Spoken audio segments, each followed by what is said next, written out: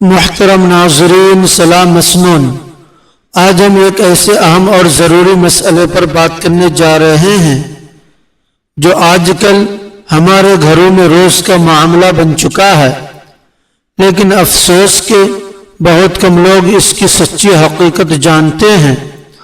سوال یہ ہے کہ کیا کرسی پر بیٹھ کر نماز پڑھنے والے لوگ بالکل صحیح طریقہ اپنا رہے ہیں یا پھر ہم انجانے میں کوئی بڑی غلطی کر رہے ہیں؟ اس بارے میں ہمارے پیارے نبی حضرت محمد صلی اللہ علیہ وسلم کا کیا حکم ہے؟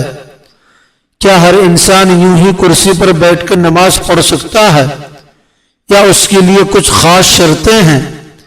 اگر آپ کے گھر میں کوئی بزرگ، بیمار یا کمزور انسان کرسی پر نماز پڑھتا ہے یا آپ خود ایسا کرتے ہیں تو اس تحریر کو آخر تک ضرور پڑھیں، کیونکہ 1 منٹ کی یہ بات آپ کی نماز کو بالکل درست کر سکتی ہے اور اللہ تبارک و تعالیٰ کی بارگاہ میں قبولیت کا ذریعہ بن سکتی ہے۔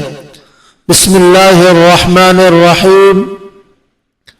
محترم ناظرین، نماز اسلام کا سب سے بڑا اور بنیادی رکن ہے جو بندے کو سیدھا اللہ تبارک و تعالیٰ سے جوڑتا ہے، لیکن کبھی کبھی بیماری، جسمانی کمزوری یا کسی مجبوری کی وجہ سے انسان کھڑے ہو کر نماز پڑھنے کے قابل نہیں رہتا۔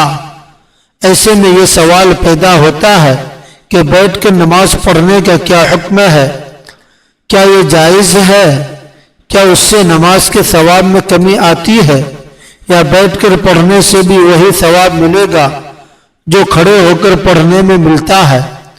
کچھ لوگ سمجھتے ہیں کہ بیٹھ کر نماز پڑھنا صرف شدید بیماری کے لیے ہے، جبکہ کچھ لوگ بغیر کسی شرعی مجبوری کے بھی بیٹھ کر نماز پڑھنا شروع کر دیتے ہیں۔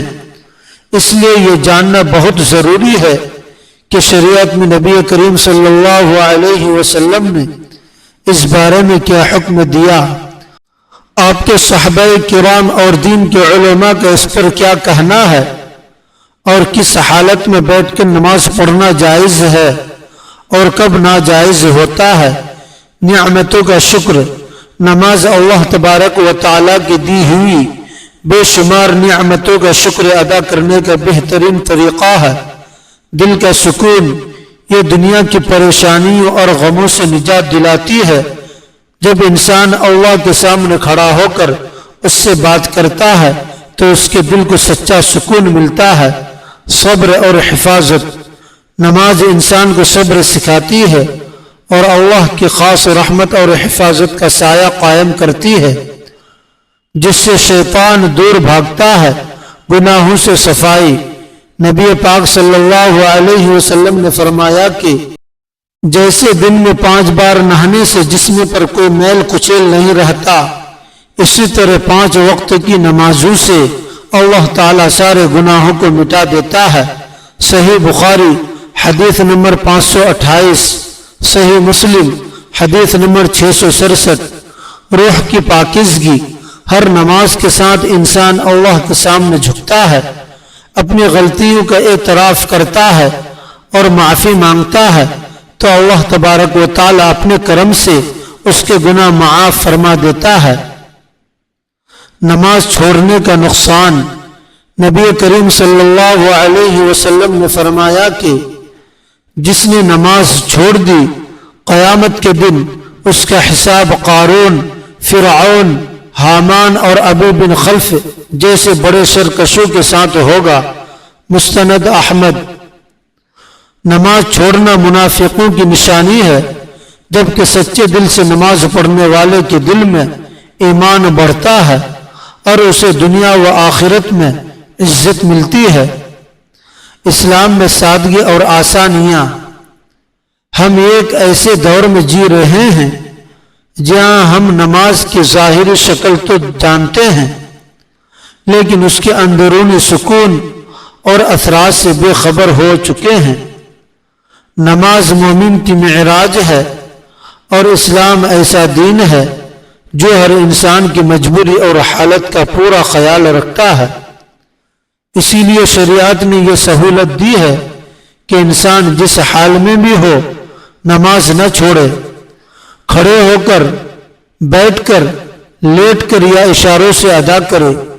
نماز قائم کرنے والوں کی روزی اور رزق میں اللہ تبارک و تعالی برکت اور کشادگی پیدا فرماتا ہے، قبر اور آخرت کے عذاب سے بچاتی ہے اور قبر کے اندھیرے میں روشنی بن کر آتی ہے۔ انبیاء علیہم السلام کا طریقہ، تمام پیغمبروں نے اپنی امت کو نماز کا حکم دیا ہے۔ نبی کریم صلی اللہ علیہ وسلم کے اہم ارشادات: نماز دین کا ستون ہے، جس نے اسے قائم کیا اس نے پورا دین قائم کیا، اور جس نے اسے چھوڑ دیا اس نے دین کی عمارت کو ڈھا دیا۔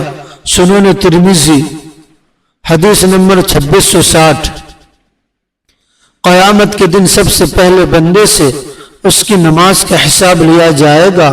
اگر نماز ٹھیک نکلی تو باقی سارے کام ٹھیک رہیں گے، اور اگر نماز خراب ہوئی تو باقی کام بھی خراب ہو جائیں گے۔ سنن ابی داؤد حدیث نمبر 564۔ نماز مومن کی معراج اور جنت کی چابی ہے۔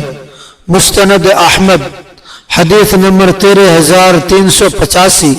سجدے کا مقام، بندہ اپنے رب کے سب سے زیادہ قریب اس وقت ہوتا ہے جب وہ سجدے میں ہوتا ہے، اس لیے سجدے کے وقت کثرت سے دعا مانگا کرو۔ صحیح بخاری حدیث نمبر 1093۔ ہمارے اور کافروں کے درمیان سب سے بڑا فرق نماز کا ہے۔ جس نے نماز چھوڑی اس نے کفر کے قریب قدم رکھا۔ سنن ترمذی حدیث نمبر 2660۔ نماز نور روشنی ہے، صدقہ ثبوت ہے، اور صبر روشنی ہے۔ صحیح مسلم حدیث نمبر 1030۔ جس نے فجر اور عصر کی نماز پڑھی وہ جنت میں داخل ہوگا۔ سنن ابی داؤد حدیث نمبر 565۔ جماعت کی نماز اکیلے پڑھنے کے مقابلے میں با جماعت نماز کا ثواب 27 گنا زیادہ ہے۔ صحیح بخاری حدیث نمبر 645۔ فجر کی 2 سنتیں پوری دنیا اور جو کچھ اس کے اندر ہے اس سے بھی زیادہ بہتر ہے۔ منافق انسان وہ ہے جو سورج ڈھلنے کا انتظار کرتا ہے اور آخر میں جلدی جلدی 4 ٹھونکے مار کر بغیر دل لگائے نماز پڑھ لیتا ہے۔ صحیح بخاری حدیث نمبر 573۔ جو شخص اچھی طرح وضو کرے اور دنیاوی سوچوں سے الگ ہو کر 2 رکعت پڑھے اس کے پچھلے تمام گناہ معاف کر دیے جاتے ہیں۔ صحیح مسلم حدیث نمبر 232۔ محترم ناظرین، اب بات کرتے ہیں کرسی پر نماز پڑھنے کے اصل اور درست طریقے کی، کیونکہ یہاں لوگ بہت زیادہ غلطیاں کرتے ہیں۔ اگر انسان کھڑا ہو سکتا ہے تو اس کے لیے کھڑا ہونا فرض ہے۔ اگر وہ پوری نماز میں کھڑا نہیں ہو سکتا لیکن کچھ دیر کھڑا ہو سکتا ہے تو جتنی دیر ممکن ہو کھڑا رہے، پھر بیٹھ جائے۔ زمین پر بیٹھنا پہلے ضروری ہے۔ اگر کوئی انسان کھڑا نہیں ہو سکتا لیکن زمین پر آلتی پالتی مار کر یا جیسے بھی بیٹھ کر رکوع اور سجدہ کر سکتا ہے تو اس کے لیے زمین پر بیٹھ کر ہی نماز پڑھنا فرض ہے۔ ایسے انسان کے لیے کرسی پر بیٹھنا جائز نہیں ہے۔ کرسی پر بیٹھنا کب جائز ہے؟ اگر گھٹنوں یا کمر میں شدید درد اور تکلیف کی وجہ سے زمین پر بیٹھنا بالکل ناممکن ہو اور انسان سجدہ نہ کر سکتا ہو، تب کرسی پر بیٹھ کر نماز ادا کرنے کی اجازت ہے۔ بہت سے لوگ کرسی پر بیٹھ کر رکوع میں ہاتھ رانوں پر رکھتے ہیں اور سجدے کے وقت اپنے ہاتھ ہوا میں لٹکا کر اشارہ کرتے ہیں۔ یہ طریقہ بالکل غلط ہے۔ صحیح شرعی طریقہ یہ ہے کہ رکوع اور سجدہ دونوں حالتوں میں ہاتھ رانوں گھٹنوں کے پاس ہی رہیں گے۔ فرق صرف اتنا ہوگا کہ سجدہ کرتے وقت رکوع کے مقابلے میں سر کو تھوڑا زیادہ جھکا دیا جائے گا۔ بغیر کسی سچی مجبوری کے فرض نماز بیٹھ کر یا کرسی پر پڑھنا جائز نہیں ہے۔ البتہ نفل نماز انسان بغیر بیماری کے بھی بیٹھ کر پڑھ سکتا ہے، لیکن کھڑے ہو کر پڑھنے کے مقابلے میں آدھا ثواب ملے گا۔ کرسی پر نماز پڑھنا اللہ تبارک و تعالیٰ کی طرف سے مجبوری کا ایک آسان راستہ ہے، اسے بغیر وجہ اپنی عام عادت نہیں بنانا چاہیے۔